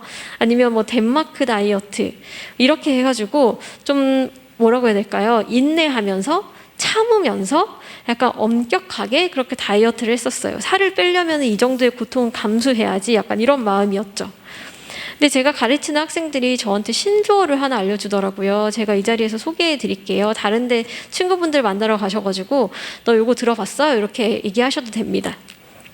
학생들이 뭐라고 얘기를 했냐면 요즘 다이어트는 어다 행다 해야 돼요. 이런 표현을 쓰더라고요. 어다 행다. 무슨 말일까요? 어차피 다이어트 할 거 행복하게 다이어트 하자의 줄임말입니다. 그러니까 내가 다이어트 할 건데 나 좀 행복하게 하고 싶어. 나 좀 즐겁게 하면 안 돼? 이게 바로 어다 행다예요. 그래서 학생들이 무슨 표현을 썼냐면 교수님 요새 다이어트는요 지속 가능한 다이어트여야 돼요. 이런 표현을 쓰더라고요. 우리는 지금까지 지속 불가능한 다이어트를 해왔다. 이런 말씀을 드리는 겁니다. 그래서 어다 행다 하는데 어떻게 하냐면 다이어트 한다고 하면서 케이크를 먹어요. 근데 무슨 케이크를 먹는다? 밀가루 하나도 안 들어간 단백질 파우더로만 100% 이루어진 케이크가 있어요. 그거를 찾아서 먹고요. 다이어트 한다고 하면서 아이스크림을 먹습니다. 근데 요즘 칼로리가 낮게 나오는 아이스크림들 굉장히 많거든요. 그런 거를 찾아서 먹고 다이어트 한다고 하면서 떡볶이를 먹어요. 근데 무슨 떡볶이를 먹는다? 곤약 떡볶이를 먹는다는 거죠. 그래서 어떤 느낌인지 아시겠죠? 내가 다이어트 할 건데 나 맛없는 음식 먹으면서 다이어트 하고 싶진 않아. 이런 느낌인 거예요. 맛있게 즐겁게 다이어트 하고 싶다. 채식도 마찬가지입니다. 요즘에 채식하는 친구들이 굉장히 많아요. 비건하는 친구들 굉장히 많습니다. 근데 여러분 솔직하게 한번 우리가 좀 마음에 그 양심에 손을 얹고 한번 이런 질문을 던져볼게요. 우리 회사에 혹은 우리 조직에 새로운 신입사원이 들어왔는데 그 신입사원이 이렇게 얘기하는 거예요. 저는 채식주의자예요. 저는 비건이에요. 이렇게 얘기를 하면 솔직히 우리 어떤 생각했을까요? 아, 좀 까다로울 것 같은데, 예민할 것 같은데 이런 생각했겠죠, 솔직히. 그래서 그때도 왜 그런 생각했냐면 비건을 굉장히 엄격하게 했기 때문이에요. 근데 요즘 비건하고 채식하는 친구들이 무슨 표현을 쓰냐면 선택적 비건을 한다. 이런 표현을 씁니다. 어떻게 하는 거냐면 주중에 5일은 평식을 먹고 내가 주말에만 비건을 하겠다. 이렇게 한다거나 아니면 일주일에 한 번만 혹은 한 달에 한 번이라도 내가 비건을 실천해 보겠다. 이게 바로 선택적 비건이에요. 두 번째로는 잘 쉬고 싶어 한다는 건데 여기서 잘 쉬고 싶다는 거에 두 가지 의미가 있습니다. 첫 번째는 효율적으로 쉬고 싶어 한다는 거예요. 요즘 그 SNS 보시면요 수면 제품 광고들이 굉장히 많이 나와 있거든요. 근데 이 수면 제품에 무슨 이름이 붙어 있는지 잘 보세요. 마약 베개, 마약 이불 이런 이름이 붙어 있습니다. 마약처럼 내가 효과를 빨리 보고 싶다 이런 어떤 니즈가 있는 거예요. 한 몇 년 전부터 MZ세대들 사이에서 유행하는 비타민제가 하나 있거든요. 아마 선생님들 한 번쯤 드셔보셨거나 들어보셨을 거예요. 이게 비타민계 에르메스라고 불리는데 에르메스처럼 비싸기 때문에 비타민계 에르메스라고 불립니다. 오쏘몰이라는 제품이에요. 이거 들어보셨죠? 오쏘몰 들어보신 분들 있으실 거예요. 이 오쏘몰을 비타민계 에르메스라고 하는데도 불구하고 굉장히 많이 먹거든요. 근데 이런 질문을 해볼 수 있다는 거죠. 왜 MZ세대는 한약이나 보약을 먹지 않고 오쏘몰을 먹을까? 이런 질문 해볼 수 있겠죠. 한약은요, 효과를 보려면 너무 오래 먹어야 됩니다. 그리고 꼬박꼬박 챙겨 먹어야 되고 꼬박꼬박 먹어도 내가 효과가 있을지 없을지 사실 장담할 수가 없죠. 근데 오쏘몰은 이거 먹어본 학생들이 저한테 얘기해 주기로 이거 하나 딱 먹으면 24시간 내에 효과가 딱 솟아난대요. 힘이 딱 솟아난답니다. 그래서 에르메스처럼 비싸지만 오쏘몰 먹는 거예요. 두 번째로는 제가 아까 잘 쉬고 싶다는 거에 두 가지 현상이 있다고 말씀을 드렸는데 첫 번째는 효율적으로 쉬고 싶은 거고 두 번째는 내 몸에 맞춰서 쉬고 싶다는 겁니다. 제가 작년에 진행했던 연구 중에 하나가 수면 시장에 대한 연구를 진행을 했었는데 그거 하면서 제가 느낀 게 하나 있다면 한국의 수면 시장은 3단계에 진입하고 있다 이런 생각을 했습니다. 무슨 얘기냐면 1단계는 우리가 ASMR을 듣고 자던 시절이 있었어요. 근데 2단계는 거기서 더 나아가서 측정을 하기 시작했습니다. 그래서 스마트워치를 구입한다거나 유료 어플리케이션을 구입을 하셔서 사람들이 내가 잘 자고 있는지를 측정하기 시작을 했죠. 이렇게 측정을 많이 하신 소비자분들을 모셔두고서 제가 인터뷰를 해봤더니 저한테 이런 질문을 하시더라고요. 제가 열심히 측정을 해서 지난달에 잠을 잘 못 잤다고 데이터가 나왔어요. 그러면 이제 저 어떻게 해야 돼요? 이런 질문을 하셨다는 거죠. 그래서 3단계는 뭐냐면 아직 오지 않았지만 앞으로 올 시장입니다. 이렇게 개인별로 측정한 데이터를 바탕으로 해서 어떻게 자야 되는지 수면 솔루션과 코칭을 해주는 시장이 성장할 거라는 거예요. 그래서 요즘에 굉장히 많은 기업들이 이 수면 시장을 미래의 먹거리로 보고 진출을 하고 있거든요. 근데 그 중에서 누가 미래의 수면 시장을 지배할 것 같냐라고 물어보신다면 바로 이 3단계. 개인화된 그 맞춤 데이터를 통해서 그 사람에게 적합한 수면 솔루션과 코칭을 잘해주는 기업이 이 수면 시장을 지배할 거라고 확신을 한다는 거죠. 세 번째는요, 멘탈 케어에 관심이 많다는 거예요. 근데 이 멘탈 케어도, 그러니까 정신 건강도 심각하게 의사 선생님을 찾아가서 막 약을 처방받고 이렇게 하는 게 아니고, 제가 플레저라고 말씀을 드렸죠. 일상적으로 가볍게 합니다. 그래서 요즘 어플리케이션에 보시면요, 상담 어플리케이션이 굉장히 많아요. 비대면으로 상담할 수 있는 거. 그래서 그런 어플리케이션 많이 활용하고요. 혹은 어플로 사주를 본다거나 뭐 별자리 운세를 본다거나 타로를 본다거나 이런 거 되게 많거든요. 근데 그런 거를 보고 친구랑 같이 결과를 공유하면서 뭐 수다도 떨고 이러면서 평소에 마음에 있었던 그런 스트레스를 미리미리 일상적으로 풀어낸다, 이런 말씀을 하는 겁니다. 그래서 이 헬시 플레저는요, 정말 중요한 시사점을 가지고 있는데 바로 건강 시장의 패러다임이 바뀌고 있다는 겁니다. 이건 정말 중요한 겁니다. 지금까지는 질병을 찾아서 치료하는 치료의학이 중요했다면 앞으로는 예방의학 시장이 커지고 있다, 이런 말씀을 드리는 거예요. 이거는 우리 공공 서비스에서 근무하시는 여러분께도 중요한 내용입니다. 우리가 서비스해야 되는 내용이 이제 예방의학이 되고 있다, 이런 말씀을 드리는 겁니다. 예방의학 시장에서 가장 대표적인 게요, 바로 탈모 시장입니다. 요즘 20대 소비자들이요, 탈모 샴푸를 많이 사요. 그런데 20대가 탈모여서 탈모 샴푸를 살까요? 그렇지 않다는 거죠. 지금 탈모 아니지만 앞으로도 탈모 아니고 싶다, 이런 어떤 생각으로 탈모 샴푸를 많이 구매를 하는 거고요. 제가 얼마 전에는 올리브영에 화장품을 사러 갔더니 그 직원분이 이런 얘기 하시더라고요. 요즘 20대 소비자들이 탄력 크림을 많이 사가요, 이런 얘기 하시더라고요. 20대가 탄력이 없어서 탄력 크림을 살까요? 그렇지 않죠. 지금도 팽팽하지만 앞으로도 팽팽하고 싶다, 이런 니즈가 있는 겁니다. 특히 탄력 크림은 전통적으로 우리 어머님들이 선택하던 제품이거든요. 근데 그 나이대가 내려오고 있다, 이런 말씀을 드리는 거예요. 그래서 우리가 이런 공공 서비스를 제공할 때도 물론 나이가 지긋하신 그런 그 주민분들도 중요하지만 이 MZ 세대들도 이런 예방의학 시장의 주요한 소비자로서 부상하고 있다, 이런 말씀을 드리는 겁니다. 그래서요, 여러분, 이 모든 기업들이 요즘 예방의학 시장을 중요하게 보고 있습니다. 예전에는 건강과 직접적으로 관련된다고 여겨졌던 의학이나 뭐 제약 이런 시장에서만 중요했다면 요즘은 가전제품 회사, 패션 회사, 플랫폼 회사, 유통 회사, 모든 회사들이 이 예방의학 시장을 중요하게 보고 있어요. 제가 아까 올리브영에 화장품 사러 갔다고 말씀을 드렸잖아요. 근데 저희 학생들이 저한테 또 이런 얘기했습니다. 요즘 올리브영에 화장품 사러 가는 사람은 이미 옛날 사람이에요, 이런 얘기 하더라고요. 무슨 표현을 썼냐면, 교수님 요새 올리브영은요, 단백질 스낵 맛집이에요, 이런 표현을 쓰더라고요. 그러니까 단백질 스낵이 먹으면 몸에 참 좋은데 맛이 없거든요. 근데 올리브영에서 파는 단백질 스낵이 굉장히 맛있답니다. 우리 선생님들 퇴근하시는 길에 한번 올리브영 들리셔가지고 맛있는지 맛없는지 한번 먹어보시면 좋을 것 같습니다. 제가 무슨 얘기하고 싶은 거냐면, 올리브영은 유통회사예요. 화장품을 유통하는 유통회사죠. 근데 이런 유통회사조차도 이 건강기능식품이나 혹은 얼리케어 시장, 예방의학 시장에 관심을 두고 있다, 이런 말씀을 드리는 거고요. 얼마 전에서는 무신사에서 이런 표현을 하셨어요.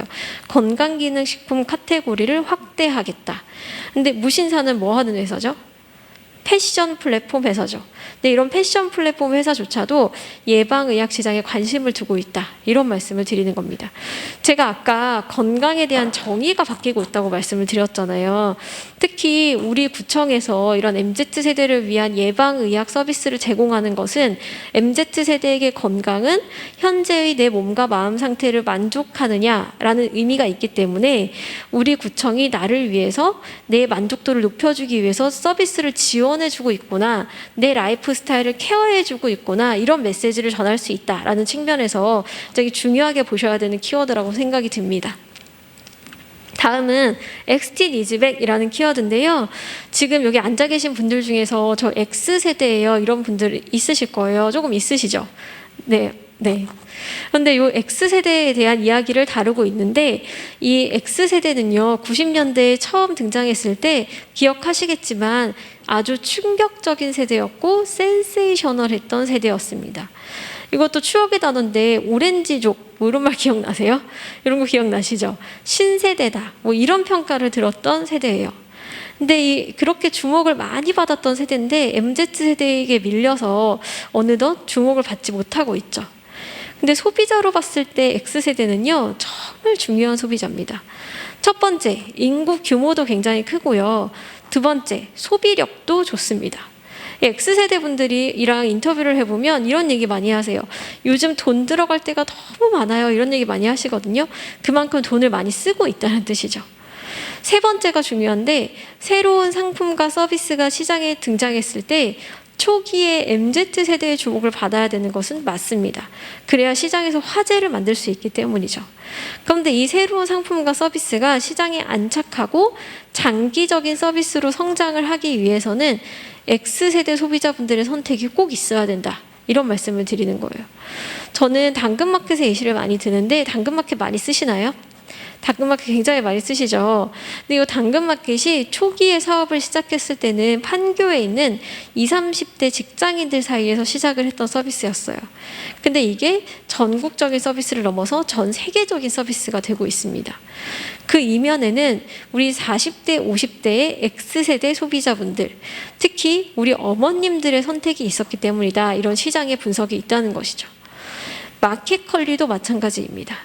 마켓컬리가 지금 상장을 앞두고 있다, 막 이런 뉴스가 나오던데, 마켓컬리도 초기에는 MZ세대에게서 시작이 됐던 서비스지만 결국 40대 어머님들이 선택을 해주셨기 때문에 이렇게 큰 서비스로 성장을 할 수 있었다는 말씀을 드리는 거예요. 그래서 한 해에도 한국에서 정말 많은 서비스와 정말 많은 스타트업들이 쏟아져 나오는데, 이 스타트업들이 반짝 유행에 그치지 않기 위해서는 우리 40대, 50대의 X세대 소비자분들이 놓치면 안 된다, 간과해서는 안 된다, 이런 말씀을 드리는 겁니다. 마지막으로 미래의 세대로서 Z세대를 주목해야 된다, 이런 얘기를 많이 하거든요. 근데 소비자를 분석한다고 했을 때 부모 세대와 자녀 세대는 반드시 같이 가게 되어 있습니다. 근데 이 Z세대의 부모 세대가 바로 X세대라는 것이죠. 그래서 Z세대를 보고자 했을 때는 그들의 부모 세대인 X세대에 대한 연구가 선행되어야 된다, 이런 말씀을 드리는 겁니다. 이렇게 소비적으로 중요한 세대임에도 불구하고 사실 조직에서는 환영받지 못하는 세대가 X세대인 것 같아요. 지금 이 자리에 계신 분들 중에서도 공감하시는 분들 많으실 텐데, 제가 일반 기업을 대상으로 해서 예를 들어볼게요. 일반 기업에서는요, 우리 X세대 분들이 부장님들, 팀장님들 정도의 직급을 갖고 계시거든요. 근데 우리 부장님들께서 처음에 신입사원으로 회사에 입사했을 때 그 당시에 부장님들은 어떤 역할을 많이 하셨냐면, 실무에서는 손을 탁 떼시고 직원들을 관리하는 역할을 주로 하셨어요. 그래서 우리 부장님들이 신입사원일 때 그 당시에 부장님을 보면서 이런 생각을 하신 거예요. 나도 부장님 정도의 나이가 되면 실무에서 손을 떼고 직원들을 관리하는 역할만 해야지, 이런 생각을 하셨는데, 요즘 MZ세대 직원들한테 나는 이제 실무를 하지 않겠다라고 하면 안 좋은 소리 듣겠죠. 저희가 X세대 연구를 국내에서 가장 많이 했다고 알려진 굉장히 큰 광고회사를 한번 찾아간 적이 있어요. 그래서 인터뷰를 진행을 했었는데 그 연구원분이 아주 재밌는 데이터를 하나 보여주셨습니다. 네이버에서 꼰대라는 단어를 가장 많이 검색하는 세대가 누굴까요? X세대가 가장 많이 검색을 한다고 합니다. 왜냐하면 제가 아까 말씀을 드렸듯이 X세대는 개성으로 똘똘 뭉쳤다, 신세대다, 오렌지족이다, 그러니까 이런 어떤 평가를 들었던 세대인데, 내가 신세대로서 살아왔는데 내가 꼰대라고? 이게 너무 충격적인 거죠, X세대 입장에서는. 그래서 네이버에서 계속 검색을 해보면서 내가 X세대인가 아닌가를 자기 검열을 하고 계신 게 아니었을까, 이런 생각을 해봤다는 겁니다. 그리고 두 번째로 요즘 일반 기업에서 유행하고 있는 것 중에 하나가 셀 조직이다, 에자일 조직이다라고 해서 이 조직 규모가 굉장히 작아지고 있어요. 왜냐하면 워낙 트렌드가 빨리 바뀌고 있기 때문에 이 트렌드에 좀 기민하게 대처를 해야 된다라는 그런 그 기조가 있어서 한 팀인데 한 팀이 5명밖에 없고 4명밖에 없는 그런 팀들이 등장을 하고 있습니다.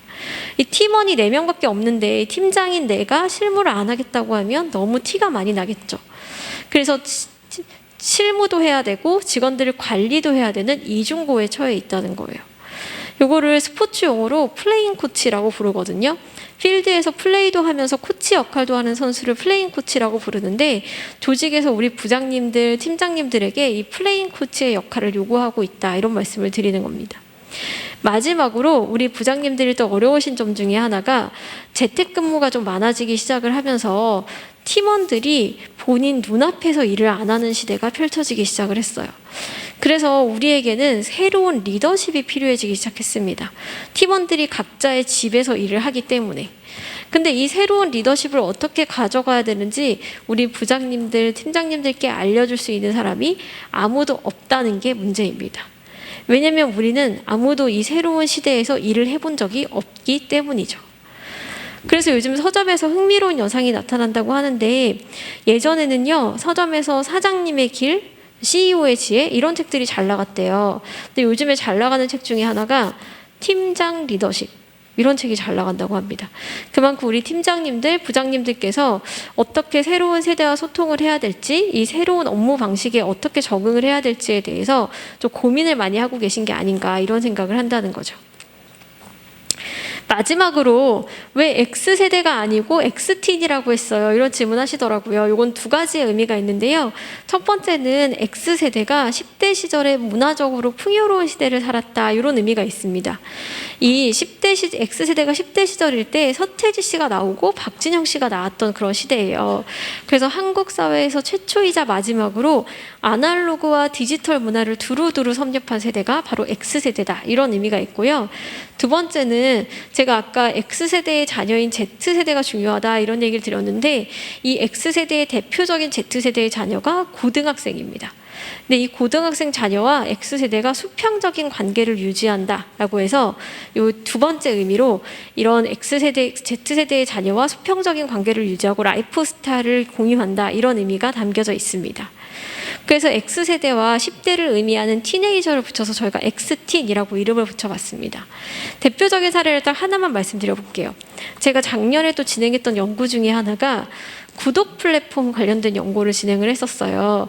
근데 이 구독 플랫폼이니까 이 플랫폼에 어떤 구독 서비스가 들어갔으면 좋겠어요? 라고 소비자분께 여쭤봤습니다. 근데 그때 X세대 소비자분들과 인터뷰를 했었는데 이런 얘기 하시더라고요.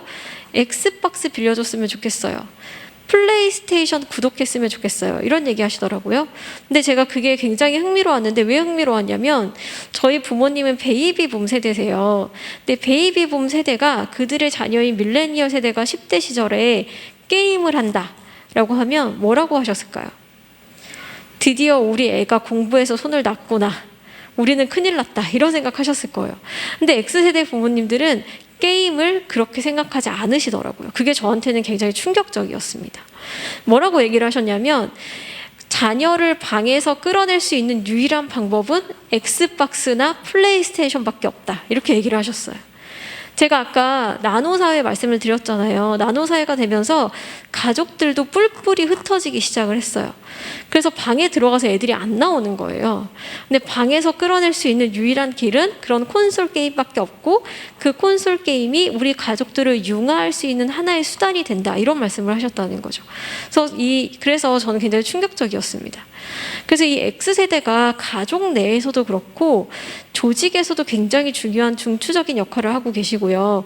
소비자로서도 중요한 어떤 그 포지셔닝을 갖고 있는 만큼 2022년에는 우리가 X세대를 놓치고 가서는 안 된다. 이런 말씀을 드리고 싶은 겁니다.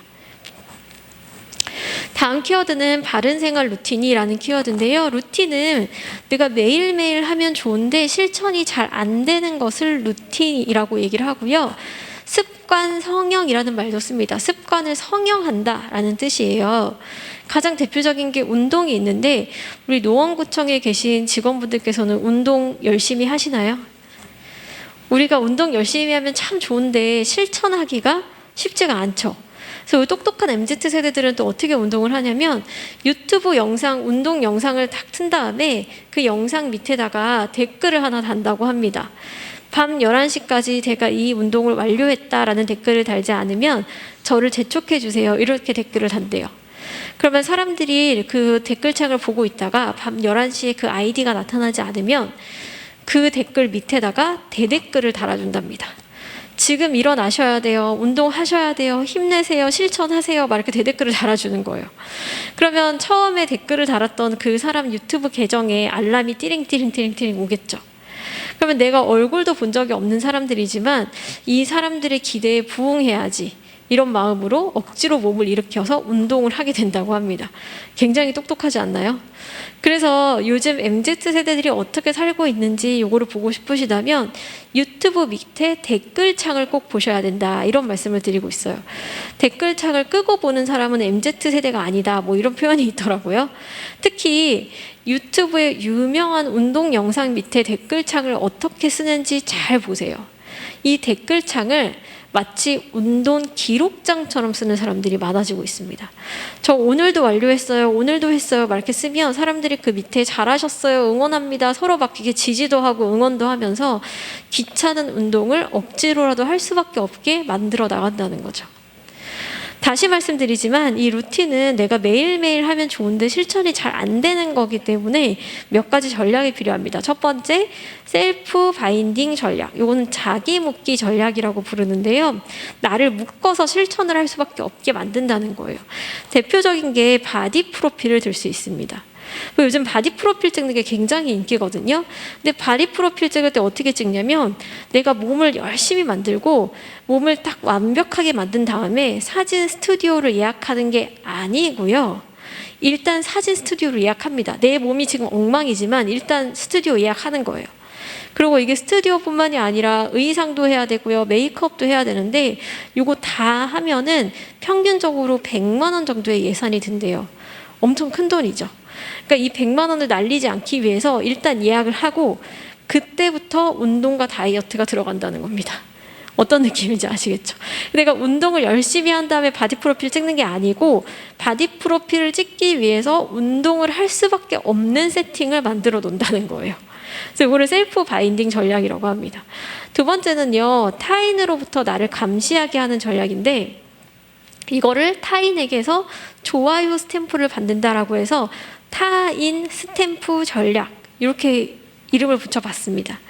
대표적인 게 제가 아까 학생들이 학교에 못 간다고 말씀을 드렸잖아요. 그래서 집에서 공부를 많이 하는데 집에서 공부가 될 리가 없죠. 잘 안 됩니다. 그래서 요즘 대학생들이 어떻게 공부하냐면 줌을 딱 켜놓은 다음에 줌으로 친구들을 불러요. 그런 다음에 친구한테 이렇게 얘기하죠. 나 화장실 못 가게 해줘. 나 핸드폰 못 보게 해줘. 이렇게 얘기하는 겁니다. 그래서 이 그림에서 보시는 것처럼 왼쪽처럼 공부를 합니다. 그래서 서로 감시하면서, 감시도 하고 지지도 하고 응원도 하면서. 그래서 이게 어플리케이션으로도 있는데 열정을 품는 타이머라고 해서 요즘 대학생들이 많이 쓰는 거예요. 열품타라고 부르는데 이거 어떻게 하는 거냐면 단체 카톡방 같은 거를 여러 개 만듭니다. 그런 다음에 거기서 목표를 정해요. 여기는 2시간 공부하는 방이에요. 여기는 6시간 공부하는 방이에요. 그렇게 목표를 정해두고 그 공동의 목표를 서로 달성해 나갈 수 있게 응원하고 지지하는 것을 열품타라고 합니다. 그래서 이게 그냥 어플리케이션 이름이에요. 가상 독서실이라고 생각하시면 될 것 같습니다. 그렇다면 왜 사람들은 이렇게 루틴을 만들고 싶어하고 습관을 형성하고 싶어 하는 걸까?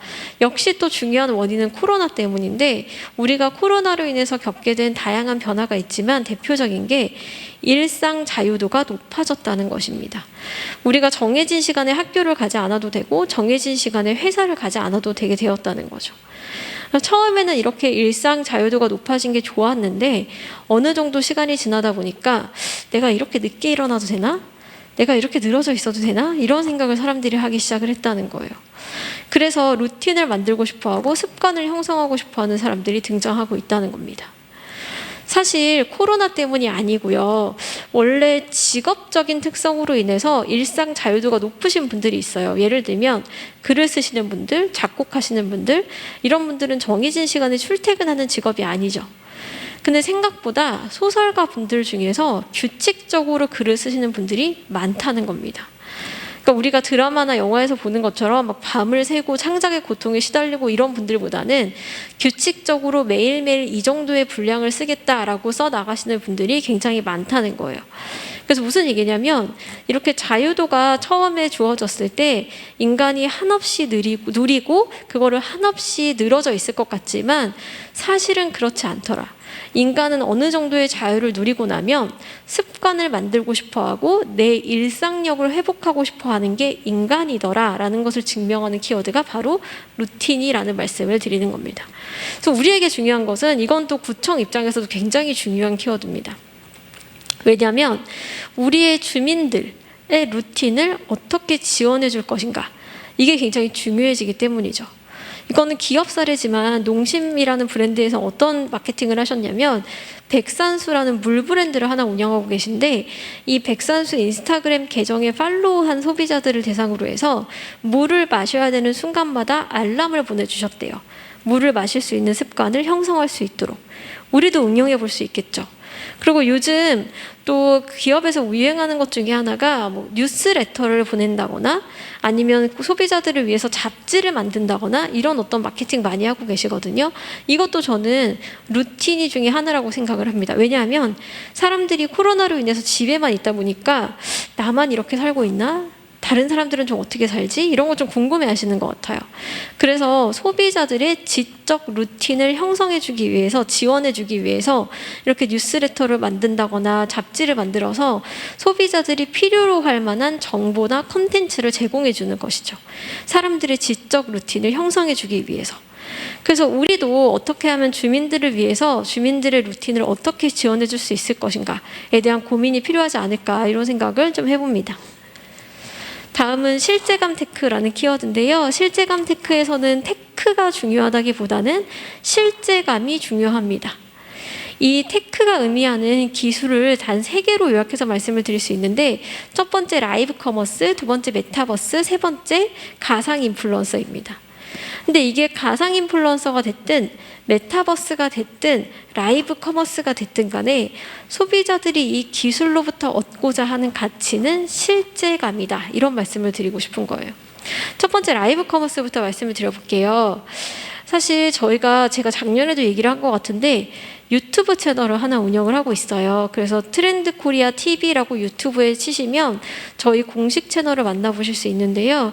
김난도 교수님께서 직접 출연을 하셔서 인사이트들을 공유해 주시기도 하지만 특히 제가 출연을 하고 있기 때문에 이 자리를 빌어서 구독과 좋아요를 부탁드린다라는 말씀을 드리면서, 구독해 주실 거죠, 여러분? 네, 이런 말씀을 드리면서 무슨 얘기하고 싶냐면 저희 채널에 CJ 오쇼핑에서 라이브 커머스 담당하시는 PD님이 출연해 주신 적이 있었는데 중요한 말씀하셨습니다. 라이브 커머스가 성공하기 위해서는 실제감이 있어야 된다, 이런 말씀하시더라고요. 무슨 얘기냐면 쇼호스트와 소비자가 다른 공간에 있지만 마치 같은 공간에서 같이 쇼핑하는 것 같은 느낌을 줘야 된다는 거예요. 어떻게 하면 그런 느낌을 줄 수 있을까? 여러 가지 방법이 있겠지만 댓글의 반응을 빨리 해야 된다고 합니다. 그래야 쇼호스트와 소비자가 마치 1대1로 대화를 하면서 쇼핑하는 것 같은 느낌을 소비자들이 느낀다는 거예요. 두 번째 메타버스도 마찬가지인데 요즘 메타버스 굉장히 핫하죠. 근데 이 메타버스 자체가 중요한 게 아니고 메타버스와 현실 세계를 심리스하게 연결해서 어떻게 하면 소비자들이 느끼는 시공간을 확장해 줄 것이냐, 그 실제감을 확장하는 수단으로서의 메타버스가 중요하다, 이런 말씀을 드리는 겁니다. 세 번째가 중요한데요. 사실 이 가상 인플루언서라는 개념이 새로운 개념은 아니에요. 이것도 추억의 단어인데 사이버 가수 아담이라고 여러분 기억나세요? 이 사이버 가수 아담도 사실은 가상 인플루언서 중에 하나입니다. 근데 그 당시 아담은 실패했고요. 최근에 로지는 성공했죠. 우리에게 중요한 질문은 아담은 왜 실패하고 로지는 왜 성공했을까? 로지를 개발하신 업체의 대표님 인터뷰 기사를 읽어보면 이런 얘기를 하세요. 로지는 일부러 완벽한 미인상을 구현하지 않았다. 그러니까 아담은요, 우리가 이상적으로 생각하는 눈, 코, 입을 모아놓다 보니까 사람처럼 생각하지 않았다는 거예요. 그런데 일부러 완벽한 미인상을 구현하지 않음으로써 실제감을 부여했다라는 말씀을 드리는 겁니다. 더 중요한 게 있습니다. 아담은 있지 않은데 로지는 갖고 있는 것. 로지는 성격과 라이프 스타일이 부여된 캐릭터입니다. 로지의 SNS에 가보시면요, MZ세대들이 좋아할 만한 다양한 라이프 스타일이 녹여져 있어요. 예를 들면 제로 웨이스트를 실천한다거나 골프를 좋아한다거나 요가를 잘한다거나 이런 것들이죠. 그런 SNS의 게시물을 보면서 좀 더 로지가 사람같이 느낀다는 거예요. 그래서 우리가 이런 그 가상 인플루언서를 만들고자 했을 때 외형을 어떻게 가져갈 것이냐도 중요하지만 그것보다 훨씬 더 중요한 거는요, 이 가상 캐릭터에 어떤 성격과 라이프 스타일을 부여할 것이냐, 어떤 스토리와 캐릭터를 입힐 것이냐, 이게 훨씬 더 중요하다고 볼 수 있습니다. 이런 구청이나 공공기관에서도 요즘 뭐 캐릭터를 만든다거나 이런 거 많이 하시잖아요. 그럴 때 그 캐릭터는 도대체 어떤 인물인가에 대한 고민을 하셔야 된다. 그 캐릭터의 스토리는 뭔가, 이거에 대한 고민을 하셔야 된다라는 말씀을 드리고 싶은 거예요. 그래서 이게 각각 기술이 다른 기술이지만 결국 이 기술을 통해서 사람들이 갖고자 하는 가치는 실제감인 만큼 어떻게 하면 이 실제감을 부여할 수 있을 것이냐가 우리에게 중요한 고민이다라는 말씀을 드립니다. 여러분, 이제 2개의 키워드밖에 안 남았습니다. 조금만 힘을 내주세요. 조금 좋으시는 분들이 있으신 것 같아요. 네. 다음은 라이크 커머스라는 키워드인데요. 이거는 좋아요 유통이라고 번역을 할 수 있는데, 소비자들의 좋아요가 모여서 미래형 유통시장을 형성한다, 뭐 이런 키워드예요. 지금까지는 큰 기업에서 제조, 제작, 유통, 마케팅을 다 담당하던 그런 시절이었습니다. 근데 이제는요, 우리 개인이 제조도 할 수 있고 제작도 할 수 있고 유통도 할 수 있고 마케팅도 할 수 있는 시대가 열리고 있다는 거예요. 이게 무슨 말인가 싶으실 텐데 요즘 이런 얘기가 있습니다. 1000명의 팔로워가 있으면 사업을 시작할 수 있다, 브랜드를 런칭할 수 있다, 이런 얘기가 있습니다. 그럼 제가 제조부터 말씀을 드려볼게요. 혹시 ODM 업체라고 들어보셨어요? ODM 업체, 이게 이름이 아니고 어떤 특정 그 업태를 가리키는 말인데, ODM이 뭐 하는 회사냐면, 예를 들어서 아모레퍼시픽에서 화장품을 하나 런칭하면 그 제조를 아모레에서 다 하는 게 아니고요, ODM 업체에 주문을 하시는 거예요. 우리 10만 개 만들어주세요, 20만 개 만들어주세요. 그러면 ODM 업체에서 제조만 대신해서 담당하는 그런 회사를 ODM이라고 하거든요. 주문자 제작 생산업체 이렇게 부릅니다. 근데 이 ODM 업체가 지금까지는 그래서 B2B만 상태를 했기 때문에 여러분들이 모르고 계셨던 거예요. 일반 소비자에게 알려지지 않았던 겁니다. 근데 제가 예를 들어서 저와 같은 개인이 ODM 업체에 찾아가서 이 성분은 넣어주시고요, 이 성분은 빼주시고요, 이름은 이렇게 해주시고요, 패키지는 이렇게 만들어주세요 라고 하면 ODM 업체에서 이제 제가 1000개만 주문을 해도 생산을 해주신다고 합니다. 그래서 요즘 ODM 업체가 굉장히 호황을 누리고 있어요. 잘 나가고 있습니다. 그러면 이 1000개의 제품을 생산한 순간 저는 브랜드를 런칭한 셈이 되고 사업을 시작한 셈이 되는 거겠죠. 그럼 이 1000개의 제품을 저는 누구한테 팔까요? 아까 제가 힌트를 드렸어요. 1000명의 팔로워들한테 팔 수 있다는 거죠. 유통도 마찬가지입니다. 얼마 전에 현대자동차가 캐스퍼라는 차를 발매를 하면서 직접 유통 채널로 판 거 알고 계시나요? 대리점을 통하지 않고 온라인으로 팔았어요. 그거를 D2C 채널이라고 합니다. 소비자에게 직접 판매하는 채널이라고 해서. 근데 이 유통도 마찬가지인데, 저희가 아까 새로운 시도를 많이 했다고 말씀을 드렸잖아요. 요즘 이런 직접 유통 채널이 뜬다고 해서 저희도 책을 제조하는 제조사라고 쳤을 때 우리 책을 직접 유통해보자, 이런 생각이 들어서 공식 몰을 하나 오픈을 해봤습니다. 네이버에 스마트 스토어를 하나 오픈을 해봤어요. 근데 이거를 돈을 벌려고 오픈한 건 아니었고, 그냥 이 직접 유통 채널이 어떻게 좀 돌아가는지를 살펴보자라는 마음으로 만들었는데, 정말 이렇게까지 돈이 안 벌릴 줄은 몰랐는데 한 푼도 벌리지 않아서 전 깜짝 놀라고 있는 중입니다.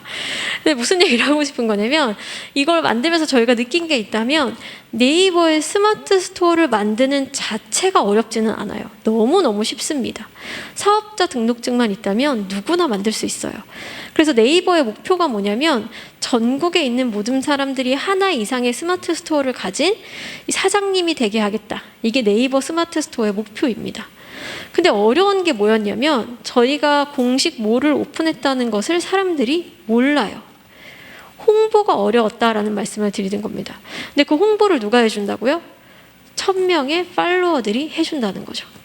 근데 저희는 팬덤이 없고 팔로워가 없었기 때문에 그게 어려웠다라는 말씀을 드리는 겁니다. 그래서 앞으로는요, 내가 기획력과 아이디어가 있다면 이거를 제조를 어떻게 하지? 유통을 어떻게 하지? 마케팅을 어떻게 하지? 이게 중요한 질문은 아니다라는 말씀을 드리는 거예요. 어떻게든 제조도 할 수 있고 유통도 할 수 있고 마케팅도 할 수 있는 플랫폼 시장이 열리고 있습니다. 근데 그것보다 더 중요한 거는 내 제품을 홍보해 줄 수 있는 소비자들이 있는지, 나에게 팔로워가 있는지, 좋아요를 눌러줄 수 있는 팬덤이 있는지, 이게 훨씬 더 중요한 질문이다라는 말씀을 드리는 겁니다. 그래서 미래형 유통시장의 시작은 결국 소비자로부터 시작이 되고 있다. 이런 말씀을 드립니다. 마지막 키워드입니다. 마지막은 내러티브 자본이라는 키워드인데요. 여러분 조금 졸리신 것 같아서 제가 좀 재밌는 에피소드로 시작을 해볼게요. 작년에 제 그 강의를 들으셨던 분들은 아시겠지만 저는 강의할 때 보통 이 남편과의 에피소드를 좀 많이 파는 편이에요. 제가 하나 또 좀 팔아보겠습니다. 아주 얼마 전에 있었던 일인데 저희 남편이 저한테 테슬라를 사고 싶다 뭐 이런 얘기를 하더라고요. 요즘 테슬라 사고 싶은 남성분들 굉장히 많으시죠. 근데 강조해서 말씀을 드립니다만 저희 집은 테슬라를 살 수 있는 형편이 절대로 아닙니다. 그래서 말도 안 되는 소리 하지 말라고 그랬어요. 근데 평소에 남편이 차에 관심 있는 사람이 아니라서 차에 관심도 없는 사람이 왜 이렇게 테슬라 타령을 할까 이런 생각이 들어서 매장이나 한번 가보자 매장에 가봤습니다. 실제로 보니까 차가 정말 멋있더라고요. 그래서 저도 사고 싶었는데 역시나 가격을 보고는 이건 아니다 싶어서 데리고 나왔습니다. 근데 얼마 전에 뉴스를 보는데 이런 뉴스가 나오더라고요. 비 오는 날 테슬라를 타면 물이 샌다. 뭐 이런 뉴스가 나오더라고요. 근데 그게 진짜인지 아닌지는 모르겠어요. 뭐 실제 테슬라 차주분이 얘기하시기로는 물이 새지는 않는다고 하더라고요. 그리고 요즘 거리에 보시면 테슬라 타고 다니시는 분들 굉장히 많죠. 그래서 잘 타고 다니시는 거 보니까 진짜는 아닌 것 같아요. 그런데 남편을 말려야 되는 제 입장에서는 너무나 희소식이었죠. 그래서 제가 그 뉴스를 가지고 가서 남편한테 이거 봐라 지금 차에 물이 샌다더라 이 차는 기본이 안 돼 있다 이거는 안 된다 막 이렇게 얘기를 했더니 저희 남편이 뭐라고 얘기를 했을까요? 굉장히 기가 막힌 논리를 내놨습니다. 날씨가 맑은 날에만 차를 타면 되지 않느냐 이런 얘기를 하더라고요. 그래서 제가 좀 할 말이 없었는데 그럼에도 불구하고 아직 못 사고 있습니다. 가격이 올라가는 걸 보고만 있어요. 근데 아무튼 무슨 얘기를 하고 싶은 거냐면 저희 남편처럼 테슬라를 사랑하시는 분들, 일론 머스크를 좋아하시는 분들은 테슬라를 자동차 회사로 생각하지 않으신다는 거예요. 그러면 전기차 회사로 생각하냐? 그것도 아닙니다. 제가 남편한테 전기차를 타고 싶은 거면 다른 브랜드에서 요즘 많이 나오잖아요. 요거를 좀 고려해봐라 라고 했더니 본인은 전기차를 타고 싶은 게 아니고 테슬라를 타고 싶은 거다 이렇게 딱 얘기를 하더라고요. 무슨 얘기를 하고 싶냐면 그러면 이 사람들은 도대체 이 회사를 어떤 회사로 생각하냐? 일론 머스크라는 CEO가 이야기하는 다양한 내러티브들이 있습니다. 예를 들면 우주 여행하는 시대를 열어보겠다거나 지하 도시를 건설해보겠다거나 사람 내에 칩을 심어서 완벽한 자율주행의 시대를 열어보겠다거나 이런 내러티브를 사랑하고 지지하고 좋아하는 사람들이다. 이런 말씀을 드리는 거예요. 테슬라는 주식시장에서도 굉장히 특이한 회사인데요. 주식 투자를 할 때 저는 주식을 하지 않지만 전문가분들이 이런 얘기를 하세요. PER이라는 수치를 봐라. 이게 현재 주식 가격이 높은지 낮은지 요거를 뜻하는 지표인데 이 수치가 12 정도가 되면 투자하기에 적당하다고 하고요. 12보다 높으면 현재 주식 가격이 너무 고평가되어 있으니까 주식 투자할 때 고려를 해봐라. 좀 주의를 해라. 이런 말씀 하시더라고요. 그렇다면 여러분 테슬라의 PER은 얼마일까요? 1000이 넘습니다. 제가 12 정도면 적당하다고 말씀을 드렸잖아요. 시장에 말도 안 되는 회사가 등장을 한 거예요. 그래서 전문가분들께서 고민에 빠졌어요. 이 회사를 어떻게 해석하면 좋을까? 새로운 수치를 만드셨습니다. PDR, Price, Dream, Ratio. 꿈의 가격이라는 뜻입니다. 그러니까 이 기업이 말하고자 하는 이런 꿈, 미래의 비전에는 가격을 매기기가 어렵다. 이렇게 결론이 났다는 거예요. 여러분, 내러티브는요, 제가 뭐 이야기 마케팅을 하세요, 스토리 마케팅을 하세요, 이런 내용이 책에 포함이 되어 있기는 합니다만, 저는 그것보다 더 상위의 개념을 지적해 드리고 싶어요. 내러티브는 서사라고 한국어로 번역이 되는데, 미래의 그 기업이 혹은 그 브랜드 혹은 우리의 어떤 그 조직, 우리 개인이 가지고 있는 미래의 비전, 희망, 가치, 이념, 이런 것들을 뜻하는 말입니다. 저는 ESG도 마찬가지라고 생각을 하는데, 요즘 기업에서 ESG 굉장히 핫하잖아요. 공공기관에서도 핫한 걸로 제가 알고 있는데, 이 ESG 자체가 어떤 실체가 있다기보다는 우리 조직이 가고자 하는 방향을 ESG로 이야기하고 싶은 것이죠. 근데 특히 저는 이런 얘기 드리고 있어요. 우리 조직의 ESG와 다른 조직의 ESG가 얼마나 차별화되는지를 살펴보셔라, 이런 말씀 드리고 있습니다. 왜냐하면 저는 학교에 있기 때문에 학생들이 가끔 이런 얘기를 할 때가 있어요. 이 회사의 인재상과 저 회사의 인재상이 사실은 비슷한 것 같아요, 이런 얘기 할 때 있거든요. 그 이야기인 즉슨 우리 조직의 내러티브와 다른 조직의 내러티브가 전혀 차별성이 없다, 이거와 같은 이야기입니다. 공공기관도 마찬가지예요. 여러분, 이렇게 지방에 국도 같은 데 달리시다 보면은 그 각 지역에 어떤 그 표 같은 거 있으시잖아요. 그 표가 다 비슷비슷한 것 같다, 이런 생각 하실 때 있으시죠? 그거는 우리 지역만의 내러티브가 없다는 말과 똑같은 말입니다. 저는 개인도 마찬가지라는 생각이 드는데, 우리 개인이 얼마나 다른 사람보다 차별화된 내러티브를 가지고 있느냐가 미래의 테슬라와 같은 가치를 만들 수 있는 자본이 될 수 있다, 이런 말씀을 드리는 겁니다. 더 중요한 게 있습니다. 우리가 이런 미래의 비전을 가지고 가고자 했을 때 진정성 있는 행보를 보이느냐가 훨씬 더 중요합니다.